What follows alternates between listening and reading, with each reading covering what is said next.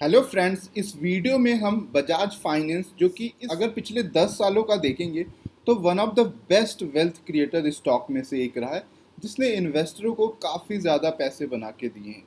लेकिन इसने पिछले 3 महीनों में अगर हम देखें तो स्टॉक काफ़ी तेज़ी से लगभग 50% के करीब करेक्शन दिखा चुका है। तो इस वीडियो में हम जानेंगे कि इस लेवल पे एंट्री करने पे हमारा स्टॉप लॉस क्या होना चाहिए, कितना ये रिटर्न दे पाएगा। साथ के साथ इस वीडियो में हम इस कंपनी के स्टॉक का फंडामेंटल एनालिसिस करेंगे, इसके टेक्निकल एस्पेक्ट्स को जानेंगे, क्यों इतना स्टॉक जो है इन्वेस्टरों ने इसमें इतनी पैनिक सेलिंग की, उसके पीछे की वजह क्या थी, और इसके साथ कंपनी के फाइनेंशियल रिपोर्ट्स को देखेंगे, किस तरीके से कंपनी ने पिछले सालों से परफॉर्मेंस दिया है, रिवेन्यू को जनरेट किया है, प्रॉफिट में किस तरीके से ग्रोथ किया है, उसको भी हम देखेंगे। सबसे पहले कंपनी के स्टॉक का परफॉर्मेंस देख लेते हैं पिछले 10 सालों का। अगर हम देखें तो कंपनी का जो करंट स्टॉक है 2435 रुपये पे ट्रेड कर रहा है, और पिछले अगर हम देखें मार्च में ये लगभग 4000 के करीब था। उसके भी पहले देखें, अगर अपना ये पीक पॉइंट देखें तो ये फरवरी में 4900 रुपये पे था।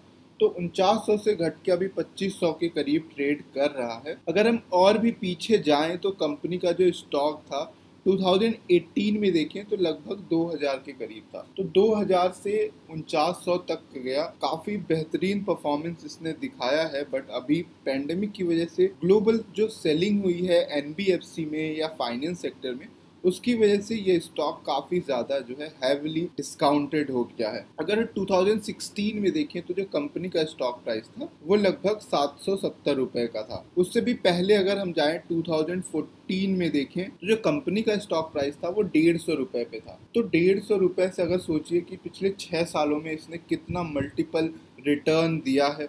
2012 में देखें तो ये स्टॉक जो है लगभग 80 रुपए के करीब था, और 2010 में अगर हम देखने की कोशिश करें इस स्टॉक को, फरवरी में लगभग 28-30 रुपए के करीब था। मार्च में देखें तो 4 रुपए के करीब था। जब फाइनेंशियल क्राइसिस आया था उसके बाद में देखें अगर हम तो सितंबर फरवरी में देखें तो ये 4 रुपए का था।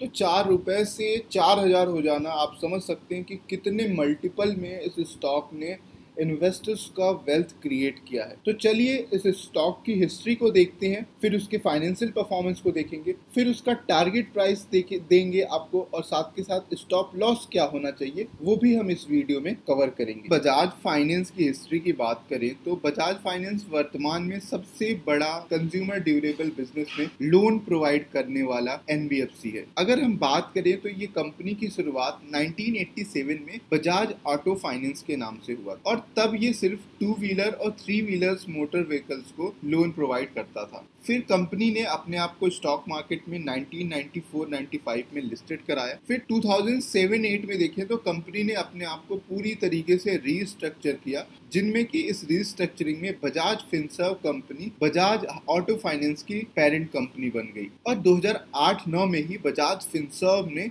लोन ऑटो लोन से बढ़ा के अपने बिजनेस को प्रॉपर्टी के अगेंस्ट, शेयर के अगेंस्ट लोन देना स्टार्ट किया। फिर आगे कंपनी ने 2010 और 11 में 3 सेगमेंट में लोन देना स्टार्ट की। कंस्ट्रक्शन इक्विपमेंट को भी लोन देती थी, रिटेल लोन भी देना स्टार्ट किया, और होम लोन बिजनेस की भी शुरुआत की। 2011-12 आते आते कंपनी जो है इंडिया की लार्जेस्ट कंज्यूमर ड्यूरेबल फाइनेंसियर हो गई। 2013-14 में कंपनी ने अपने बिजनेस को एक्सपेंड करने के लिए रूरल बिजनेस को भी लोन देना स्टार्ट किया, रूरल एरियाज में भी लोन फैसिलिटी स्टार्ट किया। साथ के साथ 2018-19 में कंपनी ने कार लोन की भी शुरुआत कर दी, और एसएमई को, जो स्मॉल मीडियम इंटरप्राइज है, उनको भी लोन देना स्टार्ट कर दिया। अब कंपनी के फाइनेंशियल एस्पेक्ट्स की बात करते हैं। फाइनेंशियल में देखें तो कंपनी का जो करंट बुक वैल्यू है 528 रुपए है, और प्राइस टू अर्निंग रेशियो 30.12 है। कंपनी के प्रॉफिट ग्रोथ की बात करें तो पिछले 5 सालों में 40% का रहा है। जो चीज़ निगेटिव रही है इस कंपनी के लिए वो मैंने रेड बॉक्स में दिखा दिया है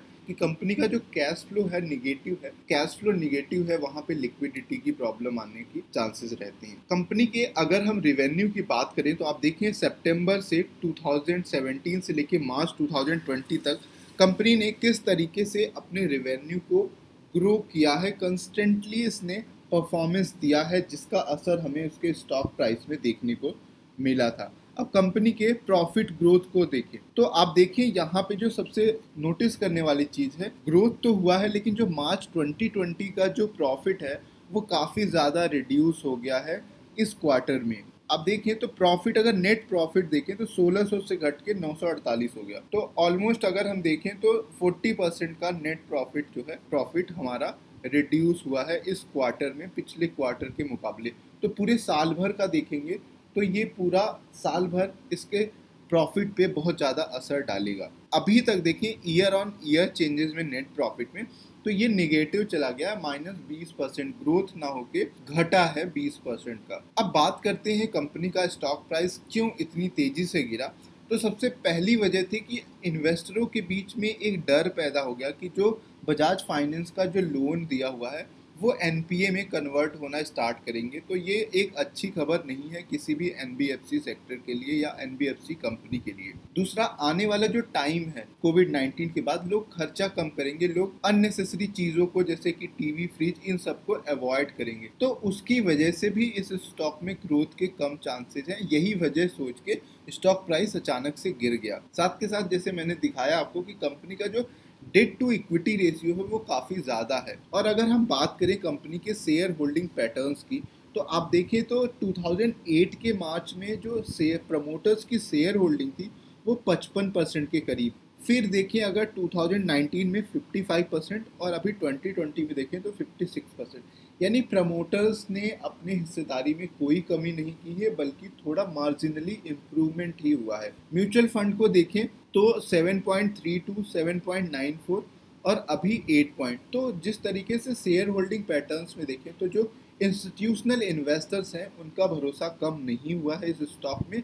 तो चलिए अब इस स्टॉक को हम टेक्निकल एनालिसिस में देखते हैं कि कहाँ पे एंट्री लेते हैं और क्या स्टॉप लॉस होना। अब बात करते हैं कंपनी के टेक्निकल एस्पेक्ट्स की। अगर हम देखें टेक्निकल एनालिसिस पे डेली कैंडल की चार्ट पे तो इस स्टॉक ने एक रेंज में अगर हम देखें तो यहाँ पे देखें ये 1900 का जो लेवल है उसने एक दिन, ये दूसरा दिन, तीसरा दिन, चौथा दिन, ये 5वां कैंडल, छठा कैंडल, 7वां कैंडल, 8वां कैंडल और ये 9वां कैंडल। तो ऑलमोस्ट 9 दिनों तक इस लेवल को इसने एक रेंज में ट्रेड किया है 1900 के लेवल को, और हैवी वॉल्यूम के साथ यहाँ पे कई हफ्तों तक कंसोलिडेट हुआ है। अगर हम देखें तो अब ये स्टॉक क्रॉसओवर होने वाला है। अगर मूविंग एवरेज को देखें तो 20 डे का मूविंग एवरेज और 50 डे के मूविंग एवरेज का क्रॉसओवर होने वाला है।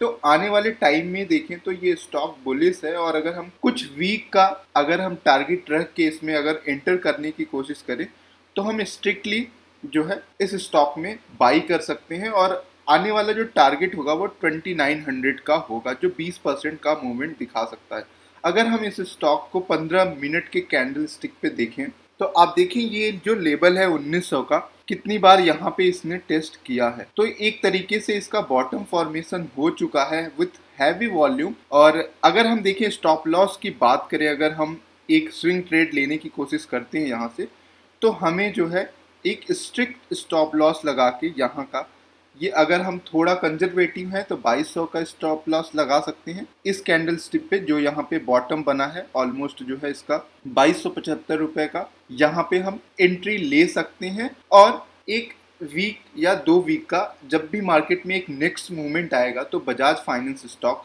हमें पॉजिटिव रिटर्न देगा। तो आई होप कि आपको ये वीडियो पसंद आया होगा। अगर पसंद आया है तो प्लीज़ आप इस वीडियो को लाइक करें, और अगर आप एक्यूमुलेट करना चाहते हैं इस स्टॉक को तो ज़रूर एक्यूमुलेट करें। Thank you for watching this video.